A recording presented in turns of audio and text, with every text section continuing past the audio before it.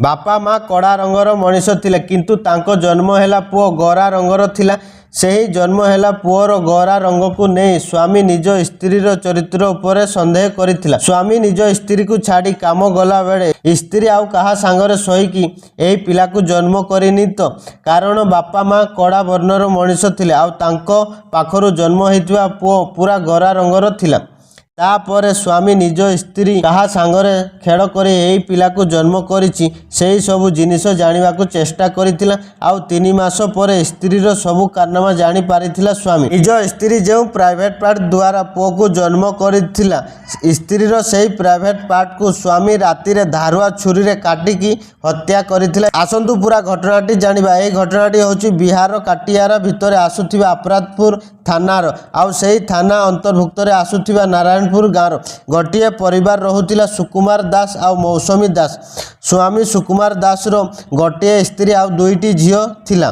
गोटे झियोर बयस 3 वर्ष तो अन्य झियोर बयस 2 वर्ष थिला। सुकुमार रो विवाह को मात्र 4 वर्ष होइथिला आउ एही 4 वर्ष भितर सुकुमार 2 झियोर बापा मध्य हो जाइथिला किंतु 2 झियोर बापा हैला परे भी सुकुमार रो मन शांति होई नथिला। सुकुमार चाहुथिला तार गोटे पुओ होइथिले भलो होई थांता बोली। एही सबु भाभी भाभी सुकुमार निज स्त्री मौसमी को पुणी थरे गर्भवती करिथिला आउ 3 मास तळे मौसमी गोटे पुओ संतान को जन्म करिथिला। किंतु स्वामी सुकुमार निज पुओ को देखि खुशी हेबा बदल रे स्त्री सह झगड़ा करुथिला कारण बापा माँ कड़ा रंगर मनीष हेले तांको पुओ काहींकी गोरा रंगरे जन्म होइथिला। स्वामी सुकुमार निज स्त्रीर चरित्र को संदेह करिथिला। प्रथमे पचार उचार करिथिला तापरे स्त्री सह झगड़ा करी पिटामारा मध्य करुथिला। सुकुमार मौसमी पिला को जन्म दे 3 मास बीती जाइथिला हेले स्वामी पिलार गोरा रंग को नहीं स्त्री सह सबुदिन राति रे पिटामारा करी झगड़ा करुथिला। स्वामीर एही सबु गुण देखि देखि मौसमी रागी जाई 2 झियो को स्वामी पाखरे छाड़ी 18 नवेम्बर को 3 मासर पुओ को नहीं बाप घर को चली आसीथिला आउ मौसमी बाप घरे निजर 3 मासर पुओ सह रहुथिला। हेले किछि दिन पर सुकुमार निज स्त्री को घर को फेरे आनिबा को पई ससुर घर को आसीथिला हेले मौसमी दास निज स्वामी पाख को आउ फेरी आसीबो नाही बोली सीधा सीधा मना करी देइथिला। तापरे सुकुमार ता स्त्री को कहिथिला से आउ आगो परी ता स्त्री सह झगड़ा करिबो नाही कि पिटा मारा मध्य करिबो नाही। आउ सुकुमार निज स्त्री को कहिथिला मते क्षमा करि देबो। तांको स्वामी स्त्री को भितरे बुझामणा होई जाइथिला आउ सेही दिन रातिटा सुकुमार निज ससुर घरे काटिथिले। सुकुमार ता स्त्री एवं 3 मासर पुओ गोटे रूम रे सोईथिले किंतु ता पर दिन सकाळ को सेही सोईथिबा घर भितररू जोर जोर रे तांको 3 मास पुओर कांदिबार आवाज आसुथिला। तापरे मौसमीर बापा माँ सेही रूम भितर को पशिथिले आउ सेमान को देखिबा को मिलिथिला तांको झियो मौसमी रूम भितरे रक्ताक्त एवं उलग्न अवस्था रे पड़िछि। तापरे मौसमी को ता परिवार लोक माने हॉस्पिटल को आनिथिले हेले हॉस्पिटल रे डॉक्टर मौसमी को मृत घोषणा करि दैथिला।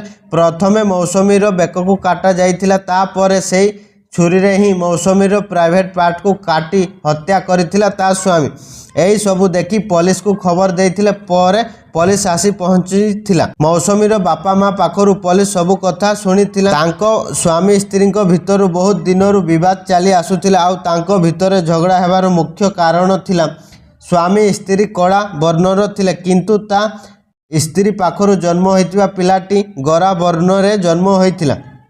एही कथा को नहीं तांको भितर झगड़ा लागी रहितिला। तापरे पुलिस स्वामी सुकुमार को खोजिकी बाहर करिथिला। पुलिस सुकुमार को पचारिथिला तमे काहींकी निज स्त्री को हत्या करिथिल। स्वामी सुकुमार पुलिस को कहिबा अनुसार तार आगरु 2टी झियो थिले गोटे झियोर बयस 2 वर्ष तो अन्य झियोर बयस 3 वर्ष थिला किंतु सुकुमार को गोटे पुओ दरकार थिला। आउ किछि मास परे मध्य मोर स्त्री गोटे पुओ पिला को जन्म करिथिला आउ सेही पिलाटी मध्य पूरा गोरा वर्णर थिला। आमे स्वामी स्त्री सेही पिला को देखि बहुत खुशी होई जाइथिलु हेले यही खबर जेतेबेले मोर सांग साथी एवं संपर्कीय माने जानी पारिथिले आमे स्वामी स्त्री कड़ा रंगर मनीष थिलु आउ आम पिला गोरा रंगरे जन्म होइतिला। मोर सांग साथी आउ संपर्कीय माने मते कहिबाकू लागिथिले ଏହି ପିଲାଟି ତୋର ନୁହେଁ କାରଣ ବାପା ମା କଡ଼ା ଆଉ ପିଲା କେମିତି ଗରା ହେଲା ବୋଲି। ତୋ ସ୍ତ୍ରୀ ନିହାତି ଆଉ କାହା ସାଙ୍ଗରେ ଶୋଇକି ଏହି ପିଲାକୁ ଜନ୍ମ କରିଛି। ଏମିତି ବହୁତ ସାରା କଥା ସୁକୁମାରକୁ ଶୁଣିବାକୁ ପଡ଼ିଥିଲା। ଆଉ ସୁକୁମାରର ମୁଣ୍ଡରେ ସନ୍ଦେହର ଗଛ ଲଗେଇ ଦେଇଥିଲେ ତାର ସାଙ୍ଗସାଥି ଏବଂ ବନ୍ଧୁବର୍ଗମାନେ। ତା ପରଠାରୁ ତାଙ୍କ ସ୍ୱାମୀ ସ୍ତ୍ରୀଙ୍କ ଭିତରେ ଝଗଡ଼ା ସୃଷ୍ଟି ହୋଇଥିଲା। ଆଉ ଏହି ଝଗଡ଼ା ତାଙ୍କ ସ୍ୱାମୀ ସ୍ତ୍ରୀଙ୍କ ଭିତରେ 3 ମାସ ଧରି ଲାଗି ରହିଥିଲା। ମୌସୁମୀ ବାର ବାର ବାରଣ କରି କହୁଥାଏ ତା ସ୍ୱାମୀକୁ, ମୋର ଆଉ କାହା ସାଙ୍ଗରେ କିଛି ସମ୍ପର୍କ ନାହିଁ, ଏହି ପିଲା କେବଳ ତମର। କିନ୍ତୁ ସୁକୁମାର ନିଜ ସ୍ତ୍ରୀ କଥା କିଛି ଶୁଣି ନଥିଲା। ଆଉ ସେ 3 ମାସ ଆଗରୁ ନିଷ୍ପତ୍ତି ନେଇ ସାରିଥିଲା ତା ସ୍ତ୍ରୀ ପାଖରୁ ସତ କଥା ଆଦାୟ କରିବ, ନଚେତ୍ ତା ସ୍ତ୍ରୀ ଯେଉଁ ବାଟ ଦେଇ ପିଲାକୁ ଜନ୍ମ କରିଥିଲା ସେହି ବାଟକୁ କାଟି ତା ସ୍ତ୍ରୀକୁ ହତ୍ୟା କରିବ ବୋଲି। ତାପରେ ସୁକୁମାର ସ୍ତ୍ରୀ ପାଖକୁ ଯାଇ ଠିକ୍ ସେମିତି ହିଁ କରିଥିଲା।